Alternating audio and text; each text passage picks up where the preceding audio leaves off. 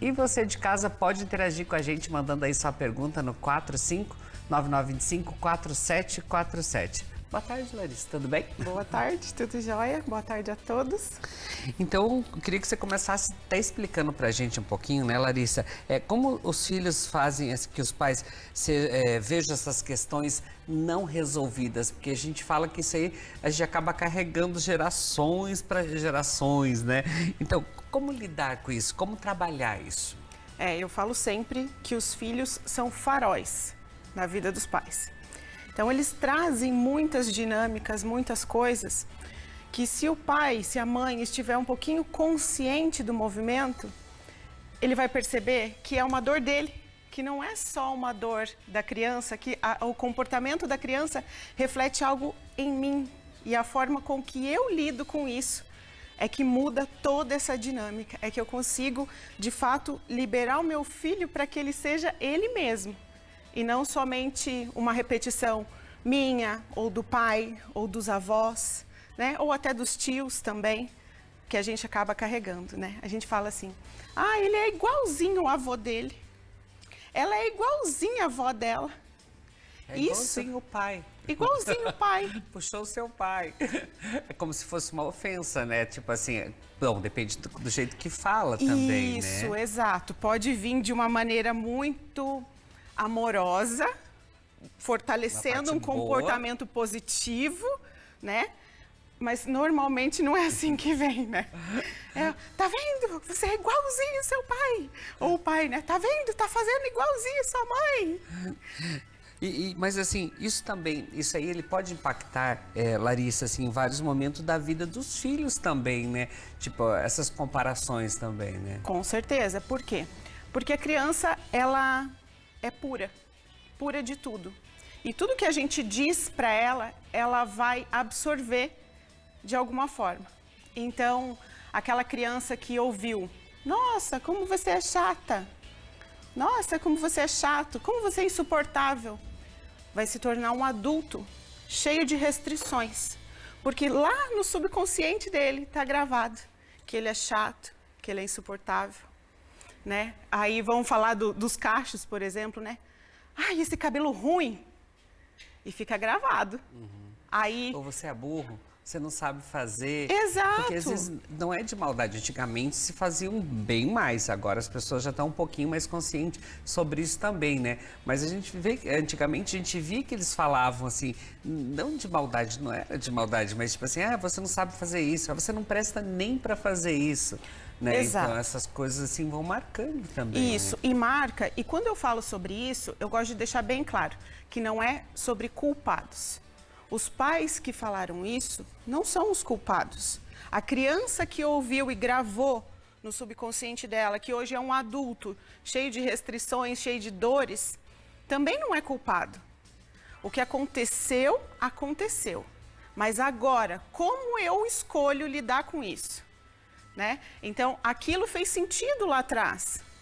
Às vezes, esse pai, essa mãe falou, não foi por mal, na maior parte das vezes. Foi porque era o que tinha para aquele momento. Agora, como eu vou lidar com isso agora? O adulto de hoje vai lidar com essas memórias lá da infância e parar de repetir, parar de deixar boletos para os filhos pagarem. Mas assim, então, você falou dos filhos pagarem, né? E como isso impacta com os pais? Tudo que o pai olha, o pai, eu digo pai e mãe, né? Tudo que os pais olham e resolvem dentro de si, eles liberam o filho de repetir aquilo. Porque o filho, por ser puro, por amor, o amor cego que a gente fala, ele repete, ele tem dentro dele o desejo de salvar os pais. Só que isso é uma carga muito pesada.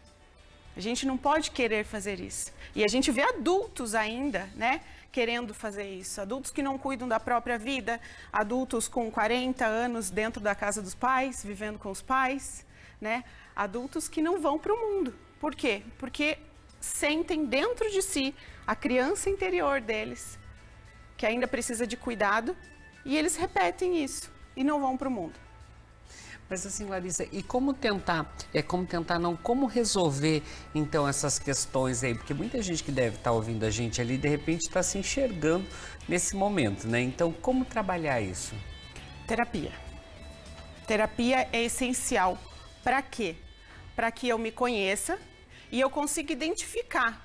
Ah, sim, então é a minha criança que está precisando de acolhimento. É a minha criança que ouviu que era chata, era a minha criança que ouviu que sempre precisou da aprovação dos pais e hoje em dia não consegue se posicionar na vida e tomar decisões sozinho, sozinha, né? A partir desse movimento de entender que tem alguma coisa ali, então eu vou buscar ajuda para mudar isso.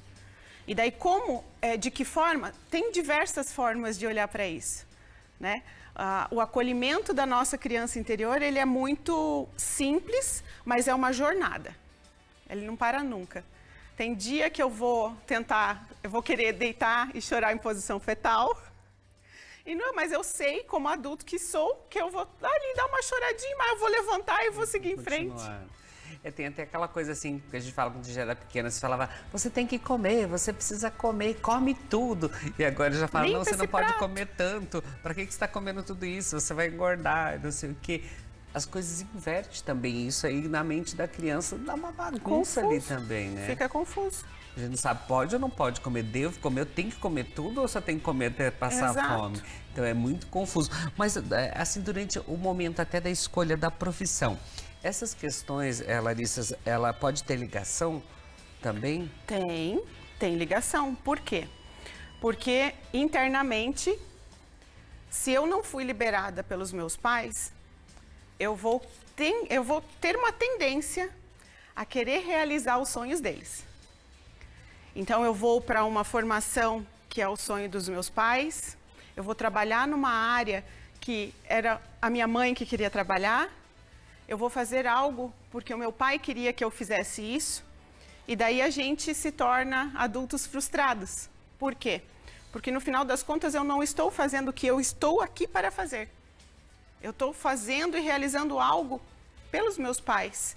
Então, agora em junho, eu tive num workshop com Sophie Hellinger, e ela falou algo muito forte, que assim, se todo pai, se toda mãe tivesse a possibilidade de constelar a profissão dos filhos, a gente ia mudar o mundo. Por quê? Porque ao fazer um movimento, ao abrir uma constelação, para realmente saber o que o meu filho veio para fazer, eu libero ele, para ele ser o que ele precisa ser, o que ele deve ser, o que ele quiser ser, e não o que eu gostaria que ele fosse. Né? E já no caso de relacionamentos, como que se dá essa questão?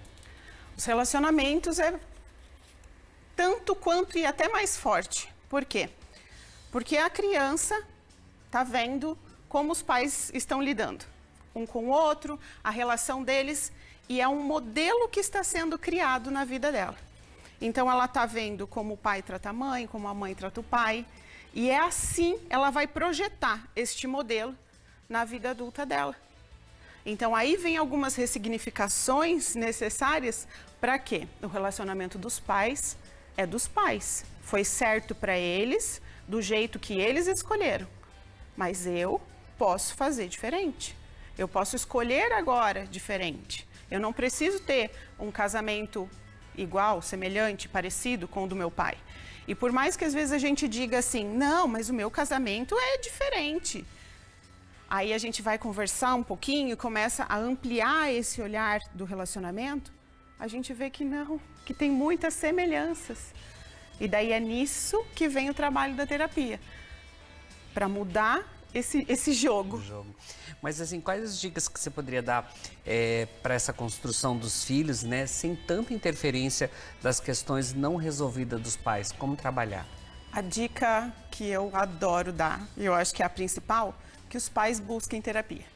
Isso é essencial, tá? Esse movimento de buscar ajuda. Fora isso, tem exercícios simples que a gente pode estar fazendo. Por exemplo, quando é que eu estou cuidando da minha criança interior? Se o meu filho está brincando, eu vou sentar e brincar com ele. Mas não querendo comandar a brincadeira. eu vou me dar o comando mesmo, dizer para mim mesmo internamente que é a minha criança que está aqui guardada, que vai brincar com o meu filho agora. E eu me proponho a essa brincadeira, a me entregar para essa brincadeira. Nesse movimento simples, eu estou nutrindo a minha criança interior. Por quê? Porque pode ser que a criança que eu fui um dia não tenha tido os pais brincando ali no chão junto. E daí eu me dou isso agora, enquanto adulto. Então essa é a jogada. Cobrança também, meus pais não fizeram isso, eu não tive isso. Não é porque você não teve que você não precisa fazer. Você entendeu o que você precisa fazer, né? Exato, exato. É o que acontece. Agora eu sou adulto e eu faço por mim o que eu gostaria, talvez, que os meus pais tivessem feito, mas eles não puderam fazer. É sobre isso. E assim, mas e quando a criança interior já foi ferida por essa questão, né, dos pais, como trabalhar isso também? É tentar entender um pouco isso que você está falando? Sim, é tentando entender, é observando. Por exemplo, uma coisa que eu falo sempre também, que eu repito muito, quando a gente fala assim, hoje eu tô sem paciência. Tô sem paciência para lidar com você. Esse tô sem paciência é a minha criança interior que está gritando. Porque quem não tem paciência é a criança. Se eu estou sem paciência, por que é que eu estou sem paciência? São essas pequenas reflexões diárias que vão fazendo com que a gente olhe para dentro. Porque não é a criança, sou eu. É sempre sobre mim. É sempre sobre o que aconteceu comigo e como eu escolho lidar com isso. E tem também algumas outras maneiras da gente acolher e lidar com a nossa criança, da nossa criança interior, como trabalhar isso? Esses movimentos, tem vários movimentos de terapia, movimentos em grupo, esse movimento de brincar com os filhos, né? De sair com os filhos, de fazer algo pelos filhos, mas que lá no fundinho você está fazendo por você também. É claro que eu não vou fazer assim, eu vou levar os meus filhos para fazer algo para mim, porque daí eu estou repetindo esse padrão, né? É entrar na brincadeira das crianças, mas com a minha criança. E é até importante também a gente cuidar com uma coisa que eles fazem muito. Você é igualzinho o seu irmão, né?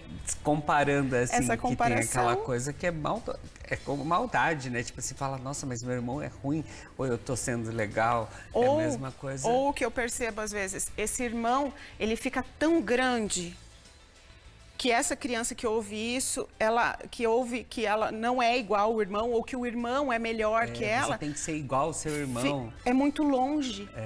É muito difícil, é muito sofrido eu querer ser igual ao meu irmão e eu não poder ser porque eu sou eu. Individualidade, gente. Mas adorei o nosso bate-papo, mas o nosso tempo tá acabando, gente. Mas vocês podem interagir, vou deixar o Insta ali da Larissa também. Se vocês quiserem ver outro assunto aqui ligado a isso, mande lá a pauta para ela, que a gente convida novamente a Larissa aqui, que o bate-papo rendeu. Gratidão, obrigado, bom retorno ao consultório. Muito obrigada.